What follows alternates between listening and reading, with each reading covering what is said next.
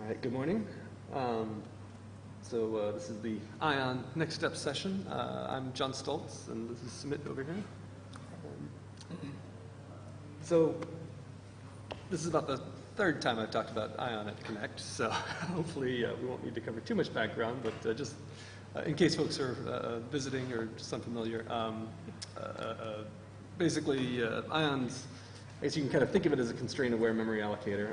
Aware is maybe not the right word for it, but basically the problem is we have a number of different devices that have different constraints on the type of memory they can access. So if we want to share memory between various devices to enable zero copy usage, we need to make sure that we allocate memory that they can all access.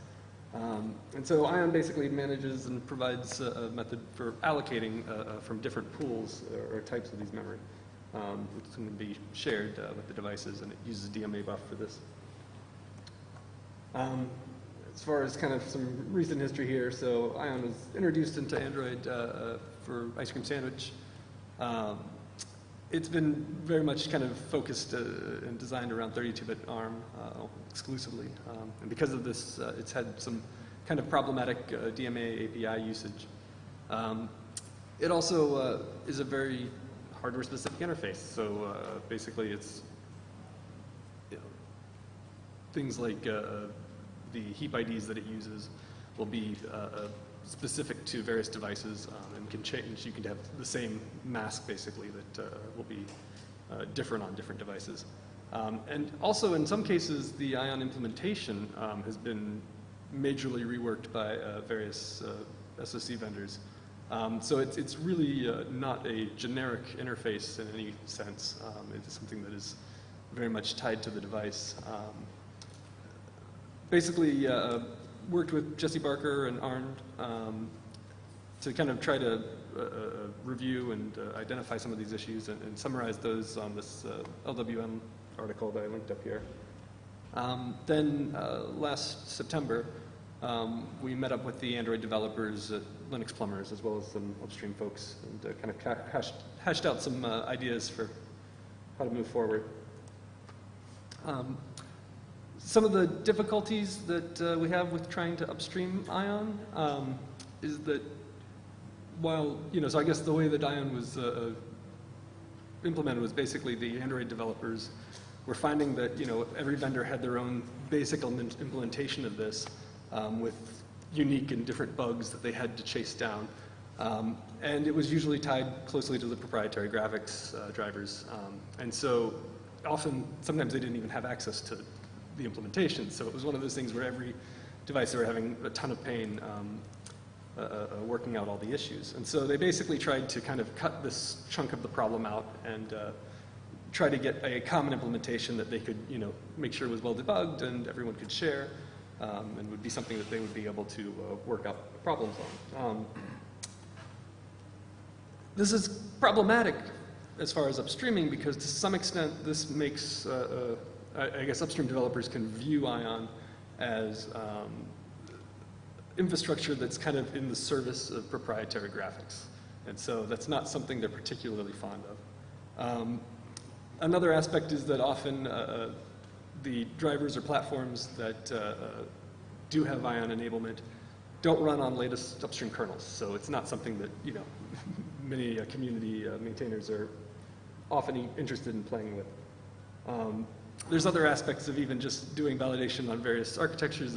Things like ARMv8, the models don't have GPU hardware available, and so it's not something that we can easily test or validate with. Just in general, the upstream graphics developers aren't fond of ION or really much of Android's approach to graphics. So since Linux Plumbers, Colin Cross at Google basically went through kind of the critique in that LWN article and the other aspects of the discussion, and basically did a really heavy kind of rework of the ION core that addressed a number of the issues. He also provided some unit tests, and for those unit tests, I've ported them to non-Android Linux environments so that we can be able to try to get upstream maintainers interested in tinkering around with this a little bit. Rob Leonard at Google also implemented the compat ioctl support. And then I developed a dummy driver that basically allows for testing on systems that don't have ion enabled. And so this allows us to test in a very neutral way across lots of different architectures to make sure that it's kind of a true generic infrastructure. So with that, worked with Colin to get the code tested, number of bug fixes and stabilized, and then pushed the entire patch set upstream into staging. And so that's now merged for 3.14. So kind of our current status, the ion builds, we've got it running on ARM, x86-64, and ARM64, and Jessie Barker did some help to check the ARM v8 stuff. The compat ioctl support for 30-bit applications, I've checked on x86. And we're getting the ion unit tests integrated into Lava. I think that should be running on the dailies today. So that's, as far as remaining issues, there's still this kind of big issue that ion assumes that physical addresses and bus addresses are the same. And so this hasn't been a problem with the hardware that they're using, but I suspect as IOMMUs become more common, they'll start to become an issue. But it's kind of something that they're deferring resolving at this point. The other aspect of when I said that ion isn't quite a constraint-aware allocator, it's because ion requires that user space completely manage the mapping between devices and memory type or memory constraints. And so basically this means that it requires a hardware-specific user space driver, basically, or Reallocate, I guess, is an application or library that is able to, do the mappings of when somebody asks for camera memory or graphics memory, what that actually means for this device. Ion is kind of just the pass-through to connect it to those specific. Also, the Reallocate can even be implementation-specific. So there's, the heaps implemented for that specific device, Reallocate needs to know about. So again, it's not a generic interface. It exposes a lot of kernel and device internals out to user space. Part of the problem, and the reason why they do this, is that the types of constraints are not easily enumerated globally. So for every, on a specific device, there is, a bounded number of combinations of, different ways that you could share memory between devices. And so it's fairly easy to solve for a single device, but when we talk about trying to solve this generically so that kernels could maybe run on different devices or user spaces could run on different devices without being modified, that gets to be more problematic. And so, yeah, again, ion uses these heap IDs to specify the memory types, and so they still are very device specific. The heap ID maps to a specific pool of RAM in a known place. Well, yeah, or a type, I guess. So they have their own allocators for each heap. So, this is kind of a really simplified interface example of just kind of opening up the dev-ion device, and then basically you can kind of fill out this ion allocation data structure to specify kind of the length and the alignment and the specific heap mask you want, as well as extra flags. And then call alloc on it, and that basically returns the data handle, which that's where the buffer reference is stored. And so that combination of the data handle and the file descriptor is what makes it kind of unique to that buffer. And then you can use that and call either free or map and share, which is basically the same thing that generates a file descriptor that can be mapped or passed via DMA buff. There's a import ioctl which imports the DMA buff file descriptors from basically, the only exception here is it only imports DMA buffs that it has created itself. So only you can kind of use it for passing ion buffers between ion users, but not any type of DMA buff. There's this sync ioctl, which is deprecated, but basically allows user space to force the buffer to memory. And then this is kind of the ugly one at the bottom is the custom ioctl, which is basically an ioctl multiplexer, which means really you can use it for anything, and it just kind of extends the interface into an infinity. So the upstream developers, when we spoke at Plumbers, were really interested in kind of using DMA buff to try to solve some of this. The standard DMA buff usage model is that you have basically a driver that is used to basically generate the DMA buff that exports it out. Then basically that DMA buff can be passed around to a number of different drivers. And each driver will basically call, get to get a reference on it. They'll call attach, which basically kind of shows interest in the buffer.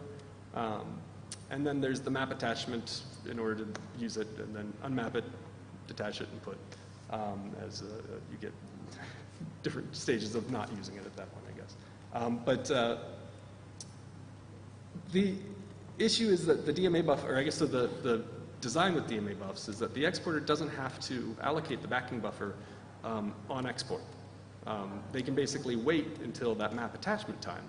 And part of the design for that was in order to allow the buffer to be passed between a number of different devices and have all these different devices basically attached to that DMA buff.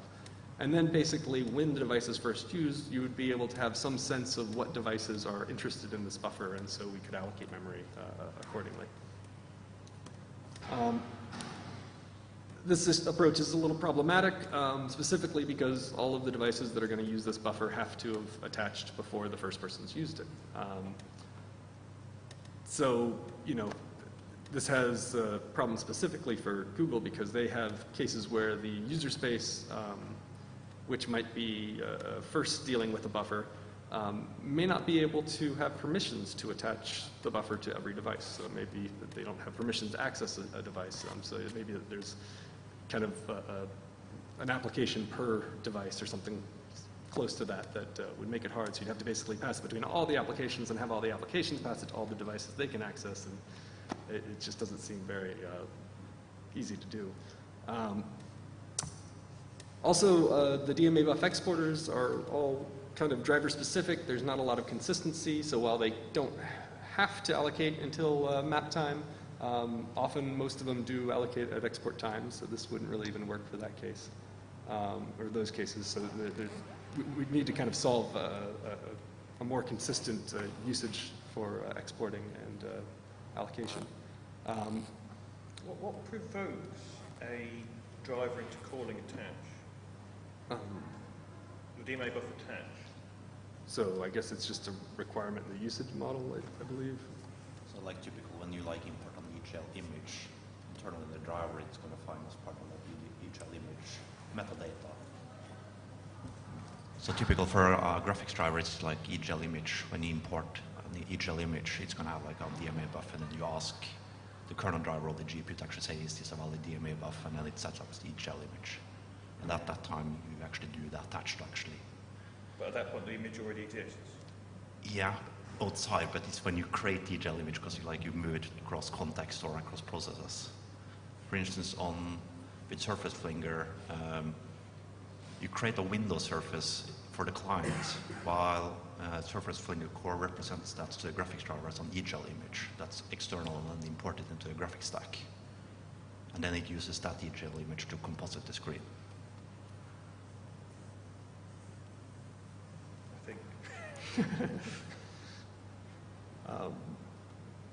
Yeah, so I guess the other big issue is that the Android developers really are unlikely to move from Ion. They, do not really care about generic solutions.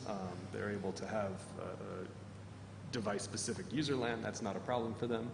And they really like the directness of their approach. It statically solves everything. It does it sort of in user space, so their sense of the kernel implementation is fairly straightforward.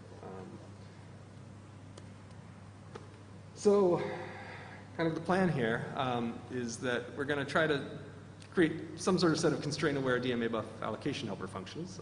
So this will hopefully help the DMA buff exporters and map time attachment basically have a kind of common infrastructure and more consistency across all the different drivers. going to try to share code with Ion. Basically, the point is that, Ion already has a number of these heaps. They have an example, they're kind of almost a reference implementation that we know works out in the world. And so trying to reuse as much of what they have as possible. So basically just using their own heap allocators. And then basically at the DMA buff attach time, we'll store basically compatible heap flags for that device in the DMA buff. And then have helper functions that basically look at the heap flags and, figure out which heap to use when we do the map time allocation. Once we do have this common infrastructure, the nice part about it is Ion can basically be reduced to a shim interface that provides, the Android semantics and allows them to basically have kind of a shortcut directly to the heap allocators. And it can still be, same, you'll still need the user space, the custom user space and all of that for that interface, but we'll, still provide kind of a generic implementation for more dynamic environments. So with this, I'm going to probably pass it off to Sumit. We can talk about the details. Yeah, thanks, John. Some of it we already spoke a bit about yesterday, so whoever was there in the yesterday's session might find it a little repetitive, and I'm sorry about that, but it's pretty much the same design.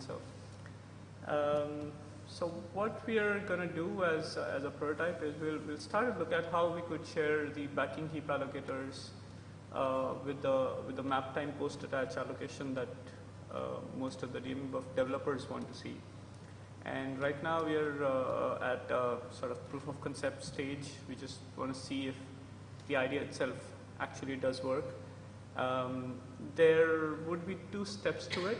One would be how do we share constraints, and that's just the mechanism of sharing constraints is probably an easy one to manage. But a more difficult part is to actually try to enumerate what kind of constraints you could have like in a global world, and we're hoping not to have to do that. So, and then the next part is if once you have these constraints shared for devices, how do you use some sort of allocator helpers for DMA buffs? So the important point to note here is the intention of this allocator helper is not going to be a generic any allocator. It is going to be 4 buffers that are going to be used or shared with DMA buff. So that's an important distinction to make. Going a little bit in detail about how we're thinking of sharing constraints. So the idea is that we use the existing DMA params struct in the struct device at the kernel level, and for each of the importers, actually it will get added to the main struct DMA params, but you add this access constraints mask, and then these values for the mask will deliberately be kept open, so you have the flexibility to define your own masks for your platforms, and then have a mechanism to tie it back to the heap that you want to use. At each DMA buff attach call, then this mask for the attaching device is sort of checked, and you add it to a global mask for this given DMA buff that the device is trying to attach to. And if you realize during this, it's a simple AND of the mask with existing mask. So if you realize that the new constraint causes the mask to become 0, it actually means that the new device you're trying to attach is not compatible with the other devices that you already have in the system for that buffer. And so you would error out and say, okay, with the constraints that you've given me, I don't think I can share buffer with you. It's like saying, okay, I understand English and you understand Mandarin, maybe if we don't have a translator, we couldn't talk. So then at the DMA buff detach call, when a device says, okay, I've had my fill of sharing of this buffer with you, with the other devices, and it says, okay, I'm going to leave off the group now. The rest of the group gets together, and that will be again a central thing within the DMA buff detach call. It will again recalculate the mask, and that gives you a possibility that if you need, to move your backing storage, if the exporter wants and it wants to migrate to a lesser constraint memory, it could do that. It doesn't have to, but it could do that. So that's the reason of having a recalculation of the, and it's also probably more semantically correct to have the constraint calculated correctly for the currently attached devices.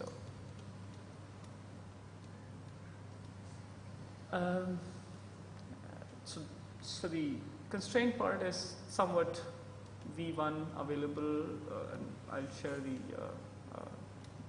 my playground for that. But this is what we're right now, like John likes to say, hand waving at the moment.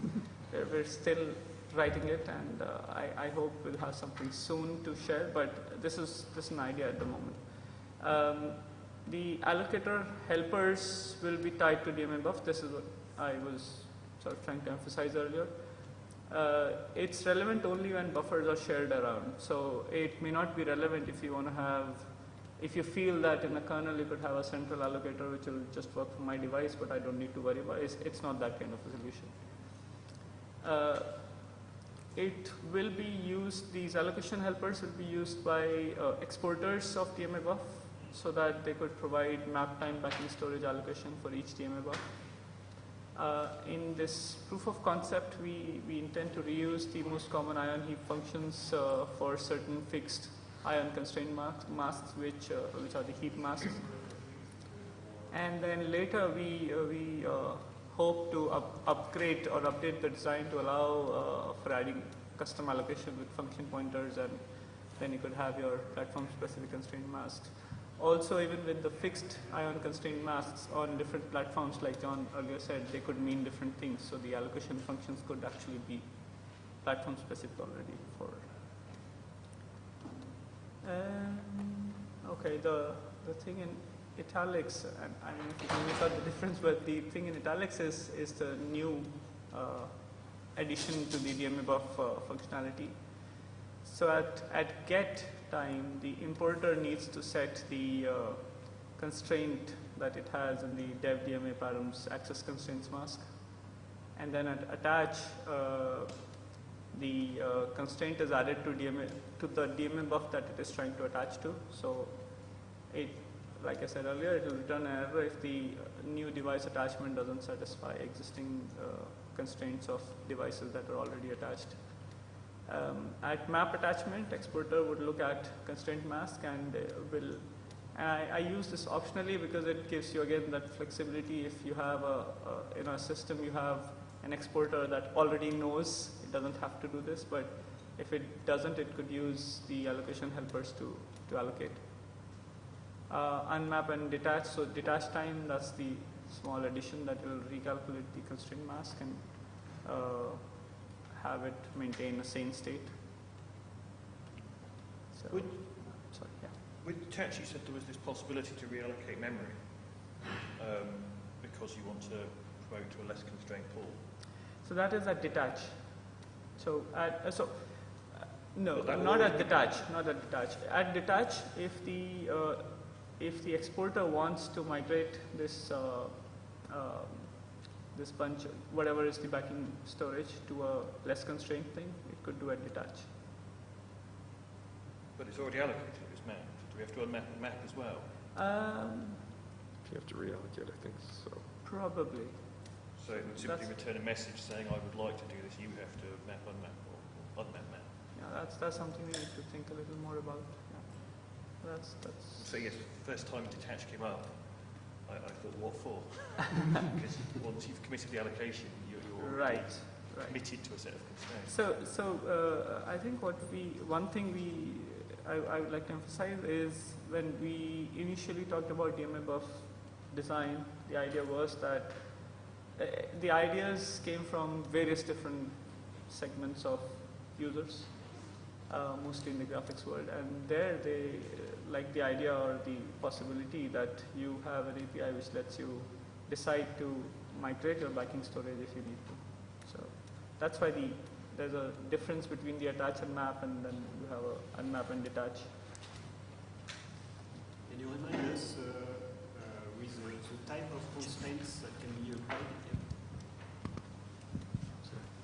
Yeah, so the question is about the type of constraints that can be applied here.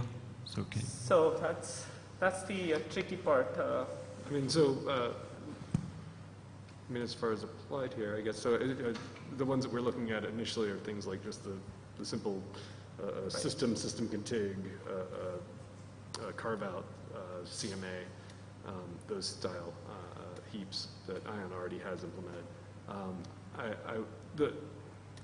When you start talking about the types of constraints, the difficulty is, so we have, I mean, you have cases where, like, so secure playback, for instance, has contiguous memories requirement, but it also has contiguous memory at a specific location. And so it's one of those things where, to some extent, there's an aspect of trying to separate the hard constraint versus the policy, which I got a slide on, and I know I don't want to break it into, but because there's some aspects where there's things where it's like, well, we only need memory of a certain type, but then you have the further policy if you want to make sure that it's on certain DIMMs so that you can do low power stuff. But I kind of want to separate the hard access constraint versus what would be better. So that way you're able to have just the basic types of, can we work together on this, and then the next layer of how do you optimize within those boxes, I guess. I don't know if that answers your question. But Yes, it answers. And typically, I had in mind the notion of stride, because typically some devices can have a stride constraint. So that is usually at the user space negotiation level. So that's more a capability negotiation than a feature of the underlying memory that you're trying to.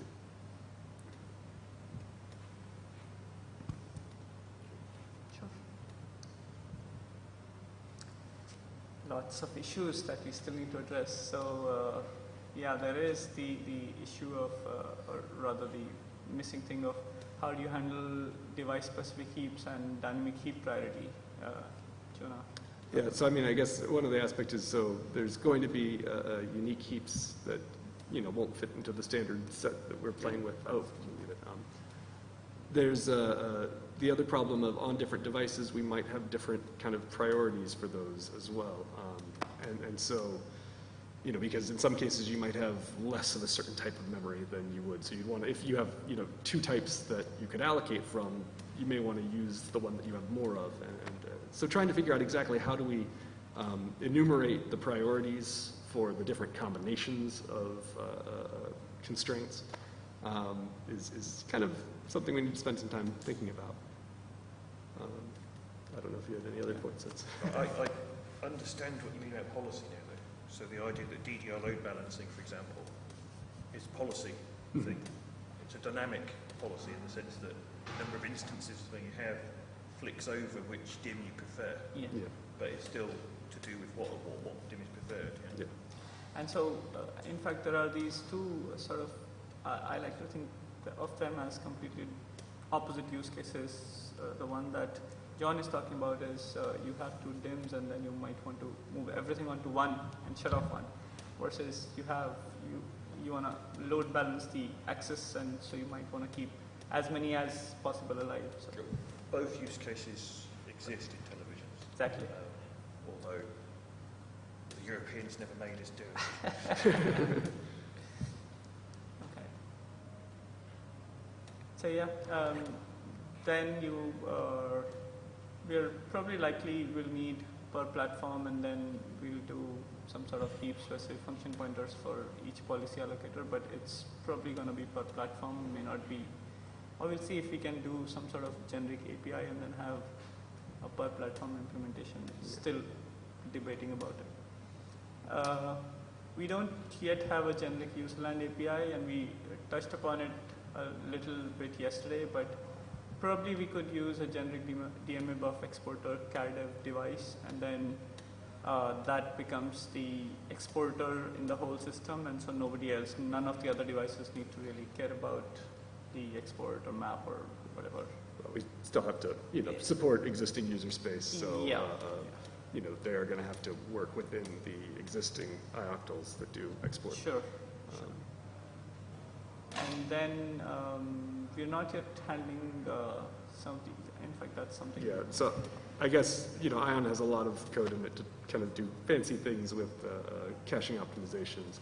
And at this point, probably going to keep that as a separate issue for a little bit, just to get the baseline kind of constraint aspect solved. But it's something that we're staying aware of and know that we need to address.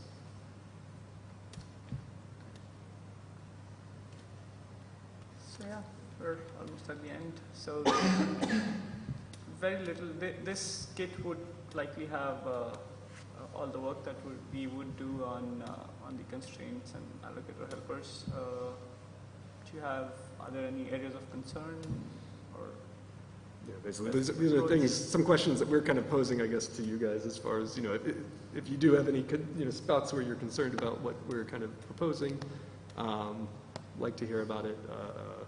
As far as that constraint and policy split, it may be one of those things where, what I worry about is there may be cases where what could be policy in most cases occasionally turns into a real constraint, and trying to find a way to...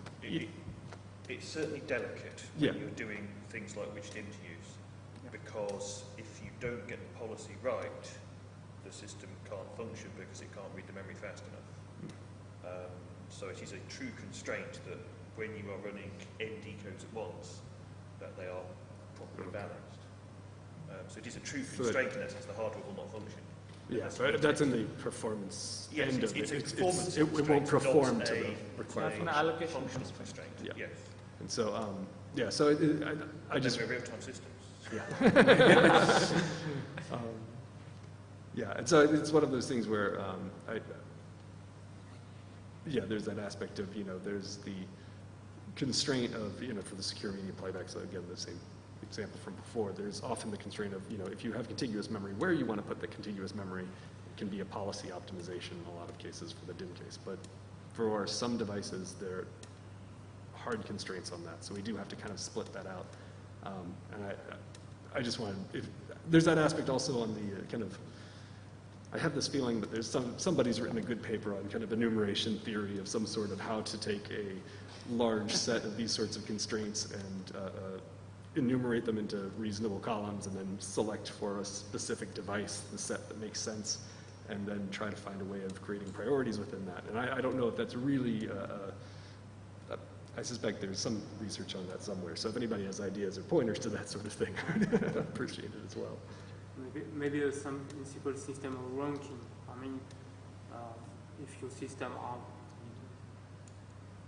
if your device needs a specific allocator, don't care which is contiguous and secure, you can have the default one we will provide with the helper and just add in a ranking. I mean, the default one will be the ranking 0, and we have a ranking 1 for 2 or 3, and when we add the allocator, we just do a sort on the list, and the first to match with the current constraint is taken care of it. So we will pair firm and pair device. And could imagine that, for example, the guy writing the driver for the graphics will also implement the allocator specific for this platform and this constraint. Yeah.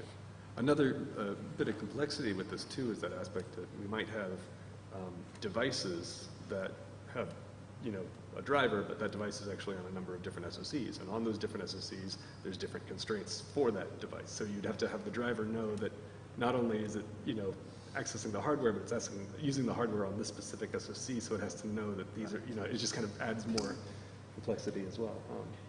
Yeah, and do you see, like, as part of the system, you mentioned priorities around heaps, and from user space, you've got something in the foreground, now it's going to the background, so now we're going to change heap priorities, so what used to be a high priority to make sure that it's getting, perhaps a larger amount of allocation would suddenly be thrown away and said, okay. I guess maybe a different type of priority. The way I'm kind of describing it is that should you have 4 different types of, so if your device can use 4 different types of memory on the system, how do you select the right one to use for that system? So it's one of those, when you're trying to do an allocation and you have options, how do you choose between those options? It's a right, and is there dynamicism built on that at runtime you might make an adjustment as far as how that choice might be made. I'm sure it could be. Just wondering. Yeah. It would be the same concept as detach, wouldn't it? So that you have a policy to apply things and there's a change in that, and it's actually similar to the detach problem. Yeah. So it's for now. I feel like we can kind of trudge on with the iterative, trying to really get a handle on the problem, and then kind of try to attack the larger how we enumerate all possible, constraints and all that. As long as we stay fixed with concrete examples, I think we'll be able to make some steps forward. And then also kind of curious, pretty much Ion isn't technically really graphics specific, but it seems to be pretty much only people discuss it in the context of graphics. And I was just kind of curious if anyone else has looked at using Ion for things like networking or MMC or anything else on their Android devices, or if they run into similar kind of zero copy needs for sharing buffers between devices.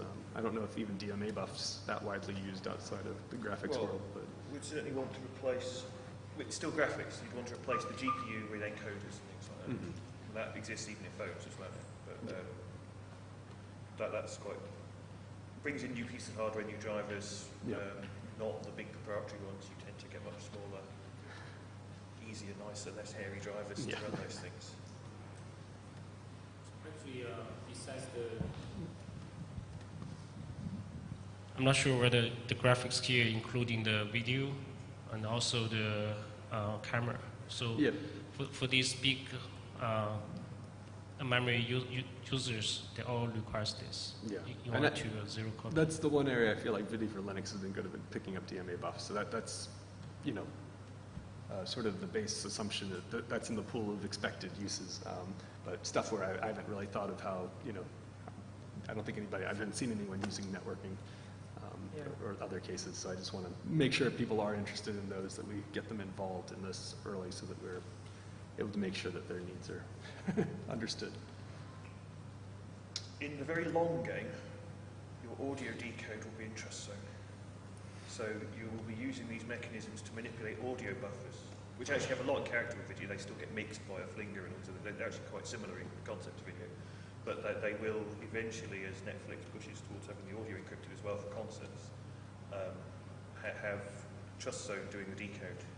And you will then have to use something to manipulate at arm's length the flow of buffers between audio decoders and renderers. It's a thing that goes back. I mean, I've first heard about these concepts about 8 years ago, and it's still not happened. But it is becoming a bit realer as time goes by. Okay. Any other comments?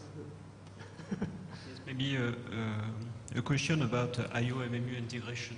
So you told there is an issue today because so actually only physical address is considered. So basically, Ion, at least in its implementation, assumes that all the addresses that it treats the physical and bus addresses as the same. So that aspect of being able to have a buffer where you have to, reprogram an IO-MMU to be able to pass it on to the device.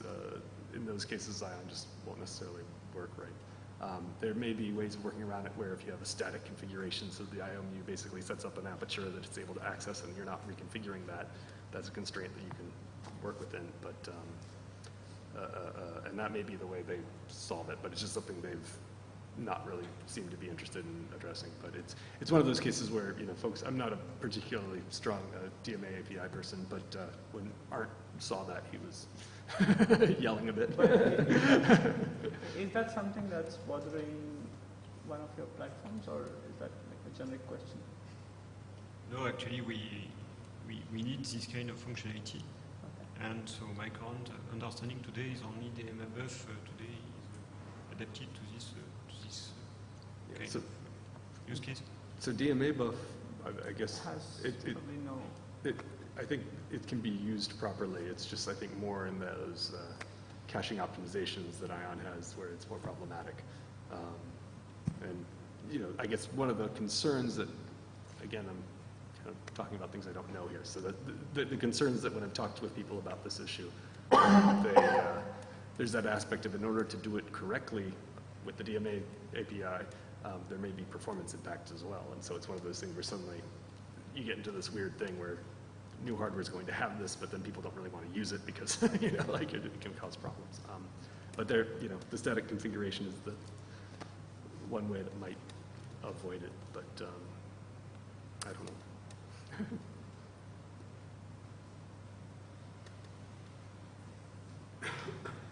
Going. I think that's it then. Thanks so much for coming out and listening and talking. And feel free to send us emails if you have any other further questions on that sort of thing. All right, thanks. Sure, thanks.